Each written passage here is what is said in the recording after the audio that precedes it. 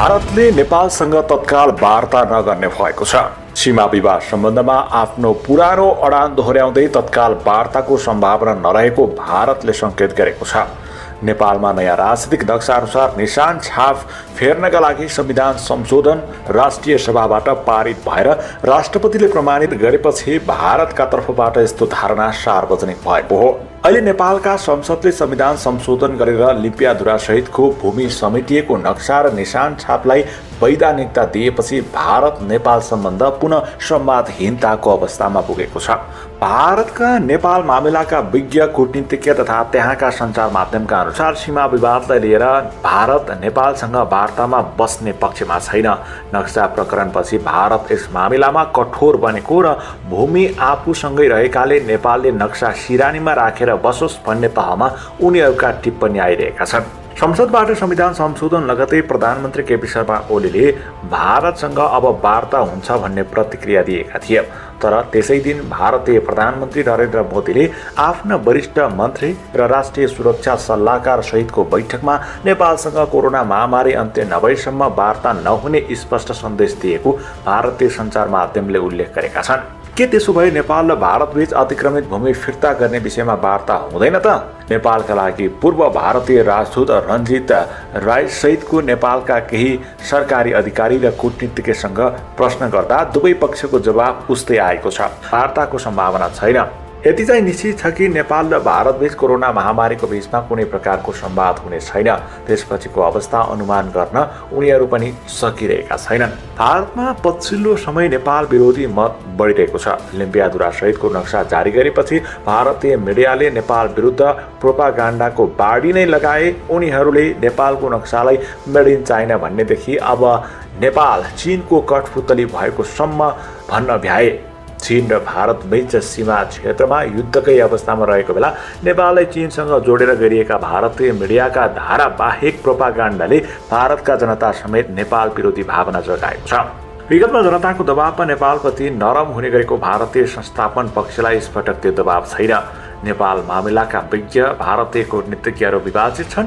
नेपालसँग संवाद गरेर आफ्नो साथमै लिएर जानुपर्छ भन्ने मत सत्तारूढ भाजपा र विपक्षी काङ्ग्रेसभित्र प्रकट भए पनि त्यो बलियो भएको छैन।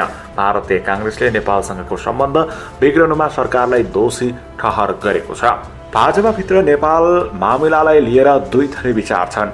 मोदीले क्याबिनेट कमिटी बैठकमा नेपालले नक्सा छाप्ने र संविधान संशोधन गर्ने उसको विषय भएको भन्दै यसबारेमा कुनै पनि वार्ता नहुने बताएर कठोर हुन सक्ने सङ्केत दिएका हुन्।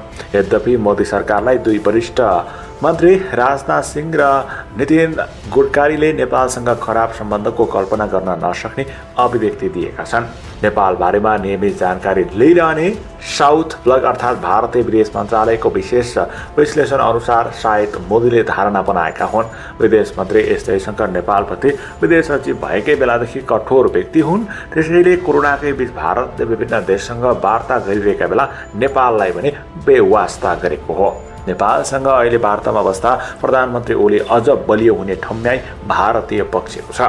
भारतलाई नक्सामा काउन्टर दिएर संविधान संशोधन सबै दललाई एक ठाउँमा ल्याएपछि नेपालको आन्तरिक राजनीतिमा ओली अझ शक्तिशाली बनेको भारतीय पक्षको बुझाइ छ। त्यसैले उनलाई थप शक्तिशाली बनाउनको लागि किन वार्ता गर्ने अनौपचारिक कुराकानीमा उनीहरूले भनेका छन्। नेपालमा राजदूत रहिसकेका रणनीति रोयदेखि राकेश हुसम्मका अभिव्यक्ति हेर्दा पनि भारत अहिले वार्तामा बस्नु भनेको ओली बलियो हुने भएकाले नेपालको वार्ता प्रस्तावमा उपेक्षा गर्ने पक्षमा भारत रहेको छ। यसबीचमा संविधान संशोधन राखेर सचिव स्तरीय भिडियो वार्ता गरौँ भन्ने प्रस्ताव नेपालले अस्वीकार गरेको दाबी भारतीय पक्षको रहेको छ। नेपालले भारतसँग सीमाको विषयमा वार्ता चाहेको गत नोभेम्बरदेखि नै हो। गत नोभेम्बरमा भारतले एकतर्फी रूपमा नेपाली भूमिसहितको नक्सा जारी गरेपछि सचिव स्तरीय वार्ताको लागि नेपालले भारतलाई आग्रह गरेको थियो। तर दिल्लीले भने विभिन्न बहानामा टार्दै आएको छ। नेपालले प्रस्ताव गरेको सचिव स्तरीय वार्ता टारेर भारतले कोरोना महामारीकै बीच लिपुलेक सडक उद्घाटन गरेपछि नेपालसँग आफ्ना नक्सा जारी गरेर अतिक्रमित भूभाग फिर्ता ल्याउने प्रक्रिया थाल्नुको विकल्प थिएन। त्यसैले सरकारले फागुनमै तयार पाए पनि वार्ताको पर्खाइमा रोकिएको नक्सा सार्वजनिक गरेर संविधान संशोधन मार्फत निशान छाप परिवर्तन गरेको छ। जति बेला नेपालले वार्ता चाहेको थियो त्यति बेला भारतले वार्ता पछि सार्दै गयो। अब नेपाली वार्ताका लागि अवस्था परिपक्व बनेको निष्कर्ष निकालेको बेला भारत यस विषयमा तत्काल वार्तामै नबस्ने मुडमा छ। नेपालले संवादको पहल गरिरहेको र त्यसमा उल्लेख्य प्रगति भने नभएको परराष्ट्र मन्त्री प्रदीप गेवालीले बताएका छन्। नेपालले भारतसँग संवादका लागि कूटनीतिकमा प्रयोग हुने ट्र्याक 1 र ट्र्याक 2 दुवै लगाइएको छ। संविधान संशोधनसँगै नेपाल सरकारलाई भारतसँग वार्ता गरेर सम्बन्ध सुधार गर्न र भूमि फिर्ता ल्याउने प्रक्रिया थाल्न आन्तरिक रूपमा दबाव पनि छ। यद्यपि भारतबाट कुनै पनि प्रतिक्रिया आएको छैन र आउने पनि देखिन्न। प्रधानमन्त्रीको परराष्ट्र मामिला सल्लाहकार डाक्टर राजन भट्टराईले पनि भारतसँग संवादका लागि औपचारिक र अनौपचारिक दुवै च्यानलबाट पहल भइरहेको बताएका छन्। उनले दुवै च्यानलबाट भारतीय पक्षसँग सम्पर्कमा रहेर संवाद अगाडि बढाउने प्रयास जारी रहेको भन्ने बाहेक अन्य प्रतिक्रिया दिएका छैनन्। त्यसो त नेपाली अधिकारीहरूसँग योभन्दा बढी बोल्ने विषय पनि छैन। यदि हो कि नक्साका कारण दुई देशबीच यही चिसो सम्बन्ध विकास भए पनि त्यो बाहेक अन्य सन्दर्भमा नेपाल भारत सम्बन्ध कुनै असर नपर्ने विश्वास सरकारको छ। सीमा समस्या भने सहज रूपमा 1-2 वार्ताबाटै समाधान हुने विषय होइनन्। सरकारका एक उच्च अधिकारीले भने सीमाका विषयमा भारत तत्काल वार्तामा नआए पनि अन्य समान सम्बन्धमा असर पर्दैन। असहमतिका विषयमा कायमै राखेर सहमति हुने कुरामा सहकारी गर्ने अन्तर्राष्ट्रिय राजनीति नै हो। हामीले भारतसँग असहमतिका कुनै पनि विषय नपरुन् भनेर सीमा लगायतका सन् 1950 को सन्धि र गोर्खा सैनिक सम्बन्धी त्रिपक्षीय सन्धि पुनरावलोकन गरौँ भनेका हौँ। उनले भने बाघ कराउनु र बाख्रो हराउनु एकैपटक भन्ने जस्तै भारतले नेपाल चीनको पोल्टामा पर्यो भनेर एकहोरो प्रचार गरिरहेका बेला संविधान संशोधन लगतै चीन र नेपालका सत्तारूढ कम्युनिस्ट पार्टीको संयुक्त कार्यशाला आयोजना हुनेले भारतीय प्रोपागन्डालाई बल पुगेको छ। यद्यपि दुई कम्युनिस्ट पार्टीबीचको यस्तो अन्तर्क्रिया नियमित प्रक्रिया जस्तै नै रहेको छ। संविधान संशोधनबाट नक्सा पारित गरेपछि भारतसँग संवादको वातावरण बनाउनु पर्ने बेला प्रधानमन्त्री नै अध्यक्ष रहेको पार्टीले चिनिया कम्युनिस्ट पार्टीसँग संयुक्त कार्यशाला आयोजना गर्यो। त्यो पनि यस्तो बेलामा चिनिया फौजबाट भारतको सैनिक मारिएका छन्। चीनसँग भारतको सैन्य तनावका बेला नेपालले चिनिया सत्ताधारी दलसँग कार्यक्रम गर्ने समय उपयुक्त नभएको कतिपय विज्ञको भनाइ छ।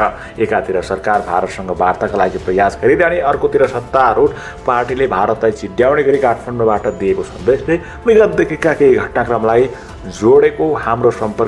जोडेको केही भारतीय कूटनीतिज्ञहरूले बताएका छन्।